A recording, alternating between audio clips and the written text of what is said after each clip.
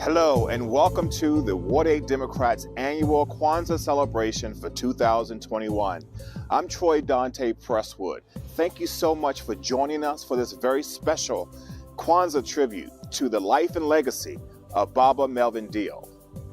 Joining me for this special tribute is Ward 8 activist Philip Pinnell and arts educator and founder of the DC Youth Ensemble, Carol Foster. Both of them knew Baba Melvin Deal very well. You don't want to miss this program, so click like, click share, so others can view this program as well.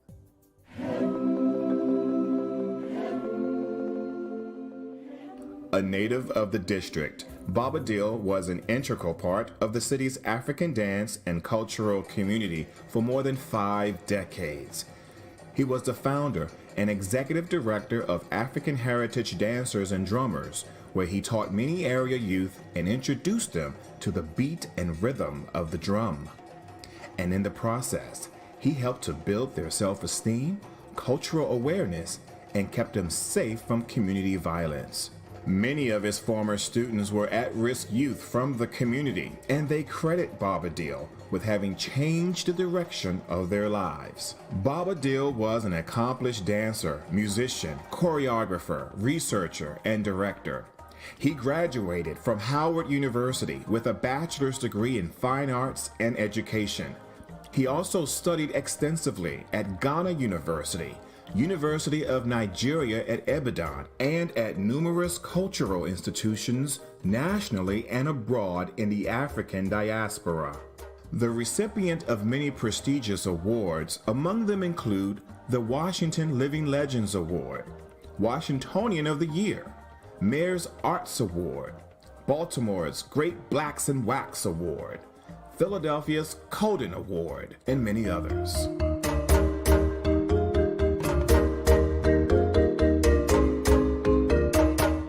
For more than 30 years, Baba Deal was our featured orator and performer at our annual Kwanzaa celebrations. In fact, he was just with us at our last in-person Kwanzaa celebration back in 2019 at Union Temple Baptist Church, where he led an incredible ceremony, and we're going to watch a little bit of that today. But what he left us with was to always remember our heritage, our ancestors, and the beloved community. Ward 8 Democrats founder Philip Pinnell introduced Baba Deal to our organization some 30 years ago, and in that time, he has always been a part of our organization's annual Kwanzaa celebration. Here are some of Philip Pinnell's reflections on his friend, Baba Deal. Yeah, I met Melvin Deal in 1976. We both worked for United Black Fund Agencies. Um, Melvin was the founder and the director of the African Heritage Dancers and Drummers, and I was working as the program developer for the community outreach program uh, for the Howard University Center for Sickle Cell Disease, and we just became immediate friends and over the years, we were constantly um, doing projects together. I was able to involve Melvin in the Ward 8 Democrats Kwanzaa programs where he would come and do libation and bring dancers and drummers, and actually involve some of the Ward 8 Dems in the dancing. 2002. That was a celebration when the December Kwanzaa celebration when the Ward 8 Democrats, that's when we were meeting at the Washington Highlands Library. And Melvin brought his dancers and drummers. Melvin actually got people in the audience to come up and to dance, and the spirit was so great. And we must have had over 200 people there, and it was potluck, and there was plenty of food, the great spirit, and Melvin Melvin was there. The African Heritage Dancers and Drummers, when the studio was located there on Minnesota Avenue, right off Benning Road. Then it moved to Good Hope Road. He was very much an East of the River institution.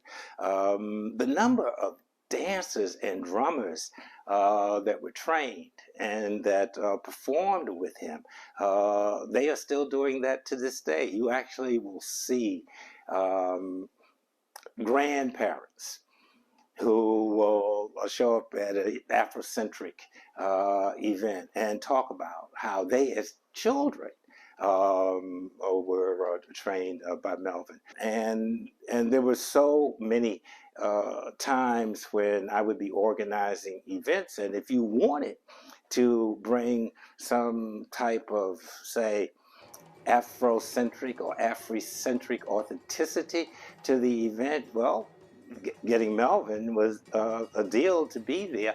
Automatically gave the event cachet. I think that one of the reasons that so many people would come to the Ward 8 Democrats annual Kwanzaa was because of Melvin, and they knew that he would be bringing his dancers and drummers. But Melvin and we always worked together, and we never had a crossword. Melvin had that type of personality that was really not confrontational. There was something very peaceful about him. And I remember one time being a bit um, irritated with him when he was late arriving at one of my events. And, and then, and I made the statement, well, I can see why it took so long for black folks to have finally seen a TV news anchorman, because the 6 o'clock news would probably come on at 7:15.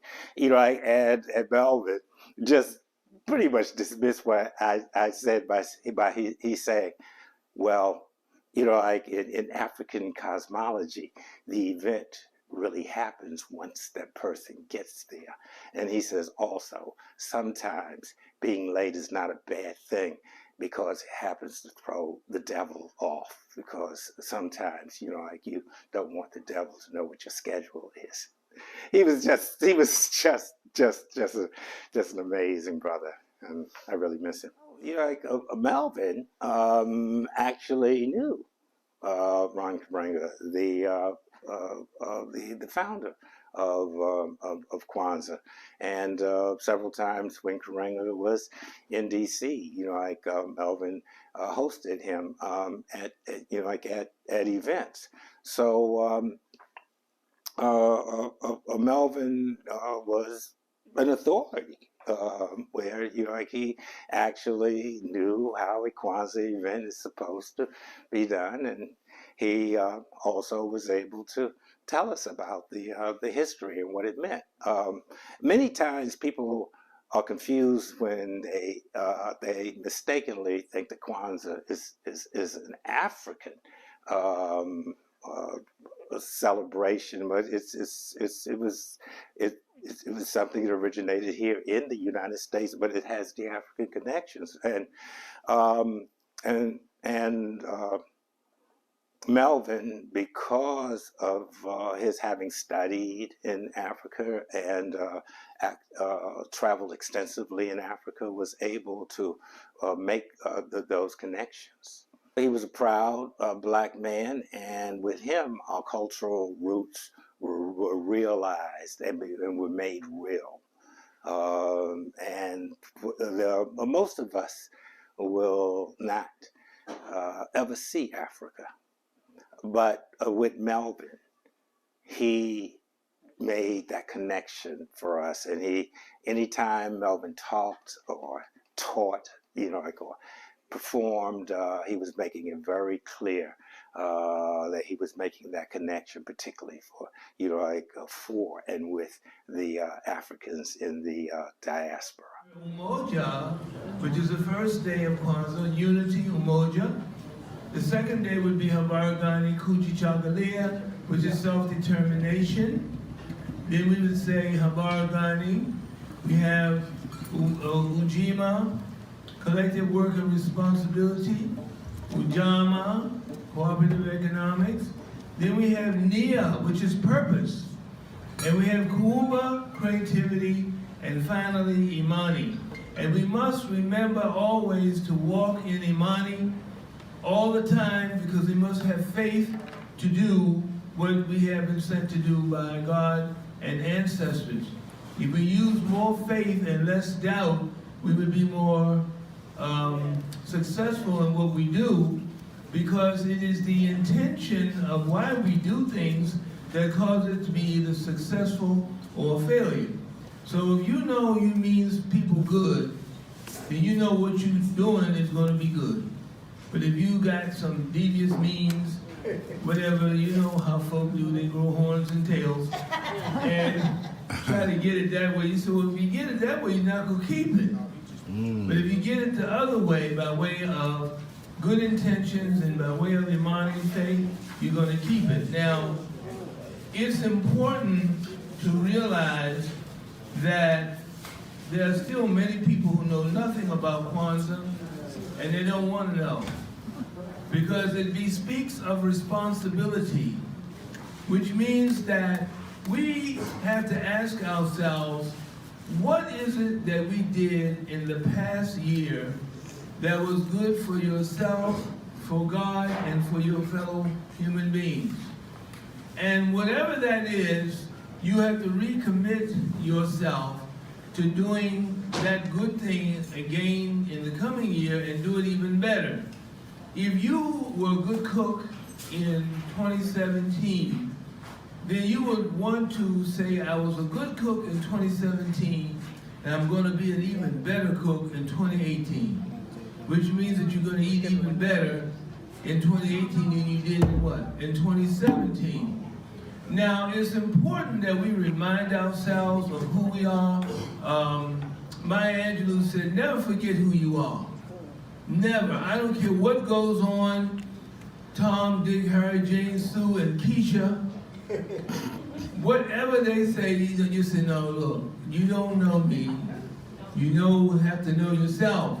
And never forget who you are. You are noble, you are beautiful, you are loving and kind. These are all things, if you're not it, you want to be it. IT. And that goes into, the IT goes into a lot of discussion about Hanukkah, because I have people come to me and say, Kwanzaa is just like Hanukkah. I said, yes, yes. And some people don't want to affiliate with perspectives of what they consider to be other people's religion, but it's not religion, it's values. We try to instill values in these young people so that they will grow up and do the what? The right thing by their community and by their families. Young men won't father children and then run. Young ladies won't birth children and then run. People who are in charge of responsible things will not take it for granted and misuse it and run.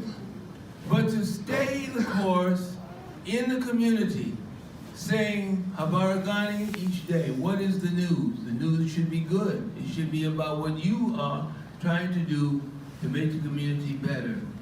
So we are here in 2017 with Kwanzaa, and you see the Kinara here, and in the center is a black candle. The first day of Kwanzaa we'll light the black candle. Second day we'll light the far right red one here on the left, then the middle, then the next one, then we'll go to the green one at the end, the middle, and the next one, and of course we'll finish with Imani, which is the, excuse me, the last day of Kwanzaa. We see the corn for the children here. We see books and other things for the gift. We also have the Makika, the libation cup, and I might add that libation and prayer is very, very paramount in the Kwanzaa ceremony because it shows reverence for God and for our ancestors. And I'm here to let you know, those of you who think that ancestor appreciation is voodoo, it's not. If the Catholics can revere saints and so forth, we can revere our ancestors. Yes. Because your grandmother and my grandmother and grandfather did not live and die to be forgotten. Right. They did what they did because they what? Loved us. They wanted us to have only what? The best. So we have to remind ourselves to remember them by calling their names when we pour the libation. So, Angela, would you like for me to pour a libation and then? Please, sir. All right, do we have some, let's see, some water? Yeah, we need some water. And we need a bowl to pour the water in. Oh.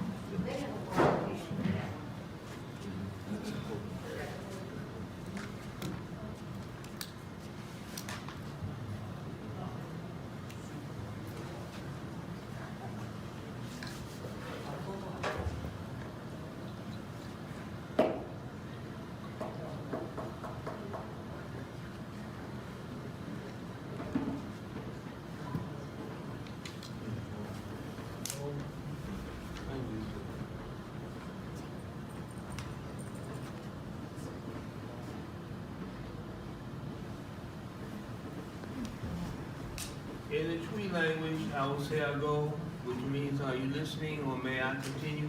You will say I may. Does everyone say I may?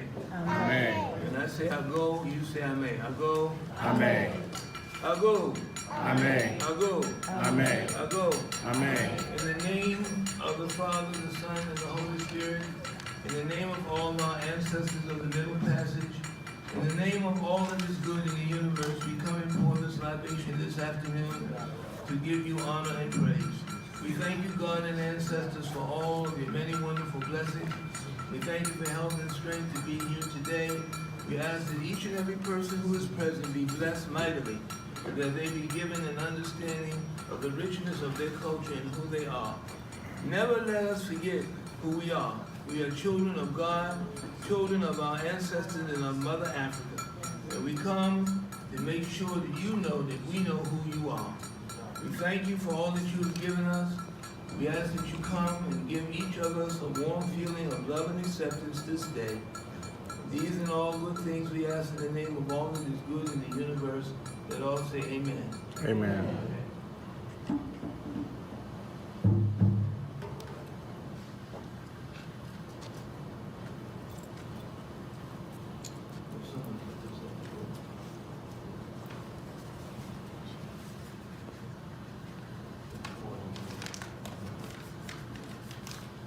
If we could stand and do the 7 Harambes.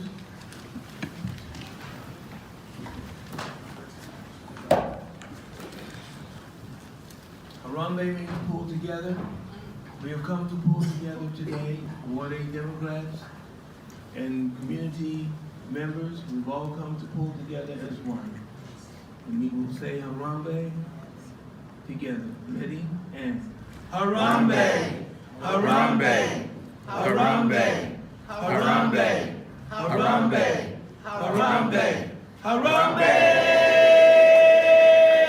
Everybody applaud now. Big noise, big noise. All right. Foster is the legendary arts educator, icon, and founder of the DC Youth Ensemble. She and Baba Deal were very close, and we sat down recently to talk a bit about what his legacy is and how she thinks he would like to be remembered. Well, thank you for having me. I always love being able to share all the great things that Baba Melvin Deal did. He was just bigger than life, and he was such a force and such an impact on African culture, African dance and drumming, African everything for the DMV and beyond. And so the loss is just immeasurable in terms of who can step in and even begin to fill those shoes. And it's really hard to say if we'll have anyone able to do that. He left a indelible mark on the whole city because he was the first to really bring to light African culture. And he was unabashedly, into the African culture. But that was Melvin. He was the first for a lot of things. And he really wanted people to understand that he had discovered his African heritage. And he was really, what can I say, illustrating it in his life at all times. And so he, would often talk about how people would, in the early days, talk about how he dressed, how he wore his hair, how he did all these things. But that was just him being able to exhibit his pride in who he was. Baba Deal really wanted people to know that he was connected, he was in tune with his African heritage. How important was that to him and to help people connect with it? Yeah, extremely important. And I feel like he was the one that put me in touch with my African heritage and taught me. And he did that for everybody. And all of us felt like we were his special children because of it. And he lived for that. He lived for that. And he was such a philosopher and such a historian and such an observer of what was going on around him, that he was always able to put things in perspective. And in that perspective, it was always from an African view. So he was very instrumental in enlightening so many people and so many young people. One of the things that I think I will always remember, Mrs. Foster, is toward Baba Deal's end of life, you helped to organize, I guess, what do you call that? Is it like a Sela? It was a Zoom gathering. Wow, but it was an opportunity for us to give him his flowers while he was still here and with us. And I will always remember, and I think most of us who participated on that call will always remember that we had a chance to do that with someone who we really loved and adored. Tell me why that was important for you to do and to plan. Well, I thought, there was such an issue around people being able to see him because they weren't vaccinated. So that was one of the motivational tools for it, because of the fact that I wanted people to see him and I wanted him to hear from them, because he would tend to, before he got, I guess, as critical as he did near the end, he would say, well, people forgotten about me, they're not thinking about me. And I just wanted him to know that people were really thinking about him. They were concerned and they appreciated him and loved him. And so we said, well, we'll try to do this Zoom, and then maybe in a month or so, we'll do another one. But it turned out that was the only one that we were able to do. But he loved it. He appreciated it so much. And when people would come on, he would just light up, and, it meant everything to him. So I was glad that it happened. It was just great having all people who spoke so highly of him and his contribution to their lives. It was just fantastic.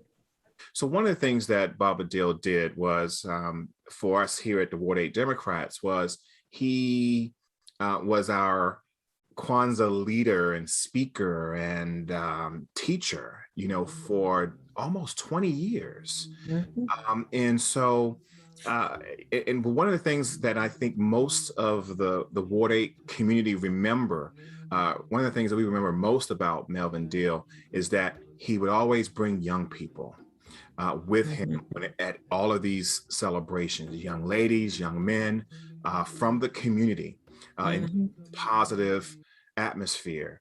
And so you mentioned earlier about the young people. Can you just talk a little bit more about just the impact that he's had on young people right here in Ward Oh, 8, Ward 7, and now city overall? I know you said impact on me growing up. And so I think you have a much bigger view in terms of the impact that he's really had.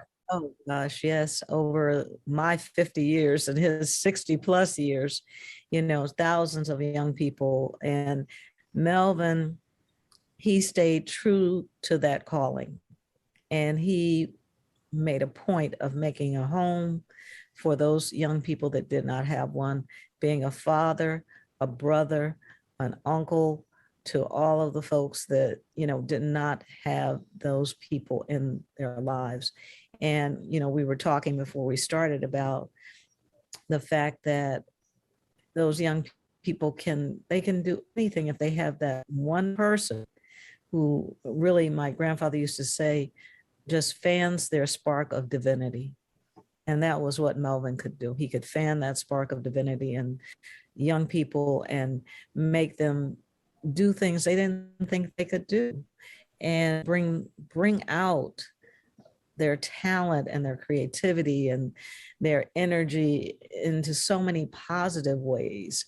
I think the city has really lost sight of how important the arts are for our young people and how we can make a difference in lives because we give them their humanity. And if they don't have that, then we do implode upon ourselves. Mm. So if there is anything that will always be his legacy, it will be the thousands of young people that he's touched and, taking them out of the country, taking them to perform different places in the country, around the city. And because a lot of people don't know the history of African heritage dancers and drummers and how much they did in the time that they were around and how many other African companies were an offshoot of African heritage. He did a super interesting project one year when street cheers were big. I don't know if you remember, if you go back this far, but honey, there was a big thing in DC about street cheer. And the kids were out in the summer. The girls were just hitting it and they were just doing these street cheers. He took some of those little girls and brought them in and put their street cheers to African drums. Mm.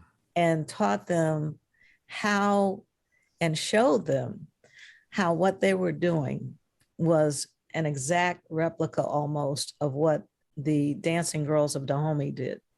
Mm. And he was so good at making those connections.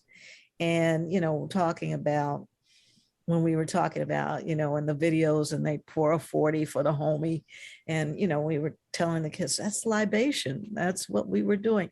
So he was always good at making the point that we might be 7 or 8 generations removed, but the blood memory is still there. And it's a genetic memory that we do not walk away from. It stays with us. And if you really know your history, then you can see it in what people do. That's incredible. Um, and again, the impact on young people, even, someone like myself, up until the younger people who are with us today, you're right. His legacy will live on in many of them, but we got to make sure they are connected to that power that's already in us, that blood memory, right?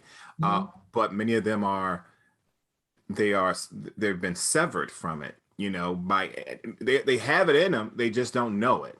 So we gotta, and folks like Melvin and others like yourself, you all have worked very hard to help us connect or reconnect to that source. And I think that's one of the things that I think I'll miss most about Melvin is that he worked very hard to help us reconnect to Yes, that yes. royal bloodline that is in all of us.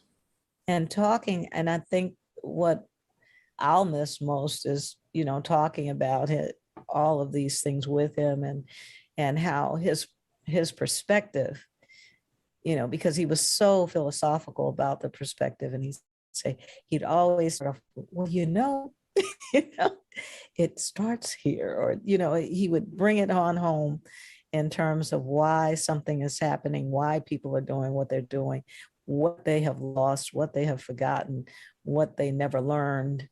And he could always make it, I don't know if it's what the right word is for it, but he could always make it clear as to why the continuum was what it was. And, the things that he really wanted. And the reason he was able to make connections so well was that it was really all about love. Mm. And, we had to learn to love ourselves, love each other, and respect and love our community. You also helped to organize his memorial service last month in November. And then you are leading again the efforts to organize a second memorial service later this month in December, on December 30th, I believe. Can you talk a little bit about the organizing, why that was important, the people who came together to make this such an important and memorable event really for the city and for those who loved Baba Deal? And really, I can attribute it to all of the people that he touched. And so reaching out and finding people he touched is not hard, because he touched so many and just about everybody. So it wasn't hard to find people who had an interest and wanted to be a part. And so we were able to put together a planning committee, but it was initially 3 events. One was the family service, which was closed and, to his close family. And then was the November 13th, the spiritual life service, life celebration service. And then December 30th is really dedicated to the community that he served. And it's in celebration of his love of Kwanzaa, and always being there for the Kwanzaa events that went on. He was synonymous with that. And so we are in the midst of, again, planning something, and we have to squeeze this one out because we're still recovering from the last one. But I was just committed to having these 3 pieces, because that was Melvin. It was family, spirit, and community. And so December 30th will be at the Ark at 6 p.m. And we are already building our lineup of performers. We have Kankaran, Farafina Khan, Taratibu Youth Association, Dance Dimensions, Sound Express from Amanda Standard, a new company that's coming to DC. We have belly dancers of color. We have, we are anticipating some more folks to come on board, but I think it's going to be a really beautiful presentation and truly exemplary of our beloved Baba Deal. Well, in our final moments, what is it that you want us to know about Baba Melvin Deal? Oh, that he cared so much. He cared so much for everybody. He really did. And he wanted so much for everybody. I think he also wanted a respect that he may have felt he didn't have from the city, and a support that he thought maybe didn't exist from the city. But the city changed, and I think he would have wanted more acknowledgement and support.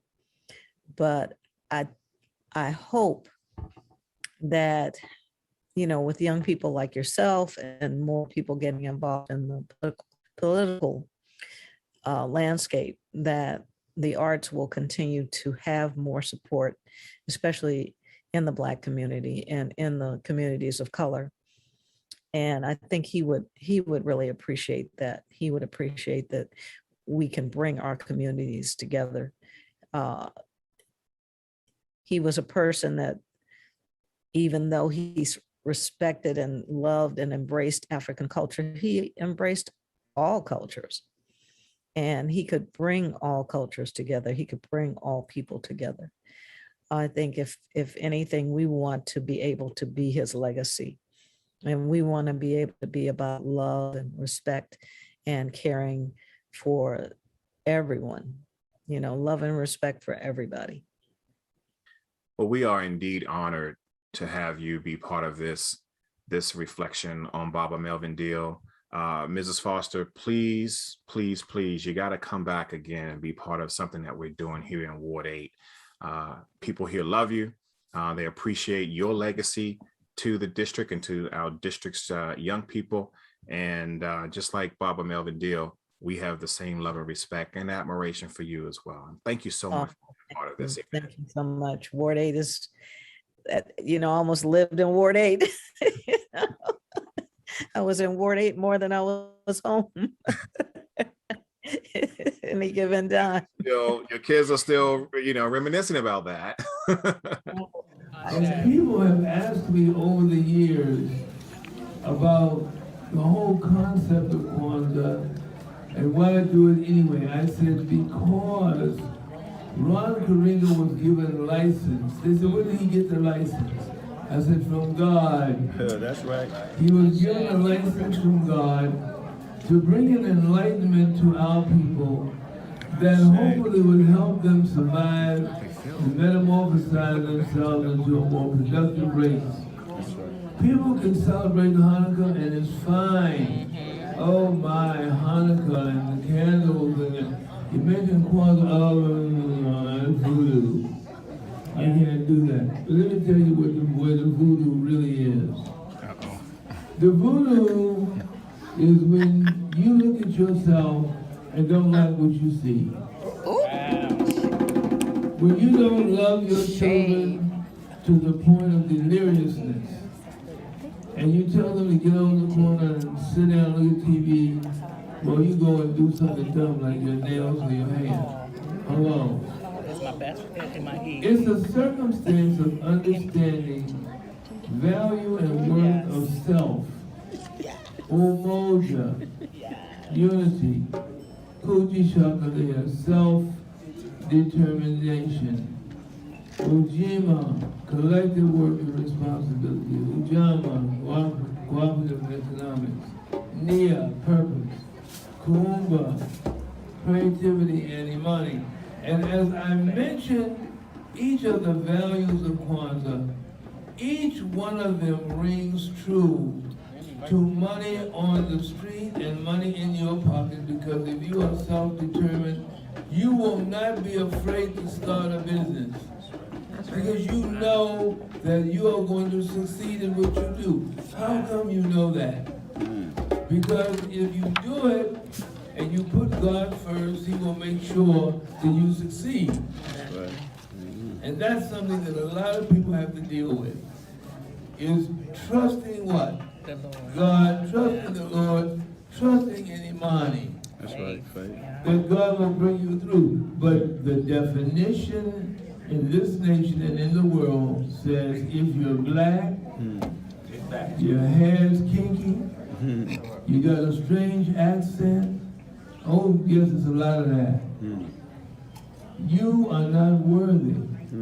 One of the first things I tell children when I work with them in the community is that you are worthy. They said, what does that mean? I said, it means that you're just as good as anybody else, and you deserve what everybody else has and more, because your ancestors built this country. That's right. The people who come here, and I'm not going to call any names, so I'm trying to be nice, but they're flipping their hair and flicking their nails and whatever, and looking at us like, where did you darkness come from? He said, let me tell you something. If you knew what my people have paid for this freedom, you would kiss my feet. Yes.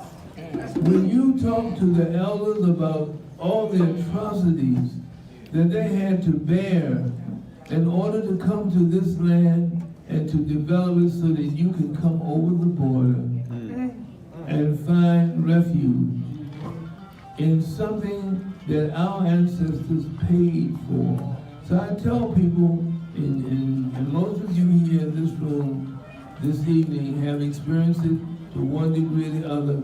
People get real cute with you out in the world because you're a black man or a black woman. And you tell them, don't get cute with me, because my ancestors were here before you got here. Come on and tell it. Yes. And they built this place, and they're continuing to maintain it as quiet as it's kept. That's right.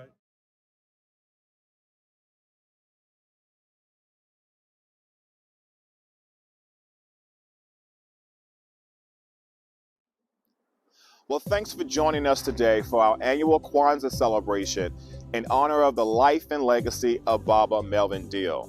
You know, he meant so much to our ward, to our organization, to the district, and to Kwanzaa. He will be deeply missed. You know, I've personally known Baba Deal since I was about 14 years old, when I was a performing artist in the Summer Youth Employment Program all those many years ago. And I've known him from that time through my time at the Duke Ellington School of the Arts, all the way up until now. What an incredible legacy he leaves behind. We will never know the full impact of all the lives, the countless lives that he's touched over the years, because he simply was. Well, thank you for joining us today for this special reflection on the life and legacy of Baba Deal. Baba Deal, wherever your spirit is, we speak your name. Until next time, go in peace and happy Kwanzaa.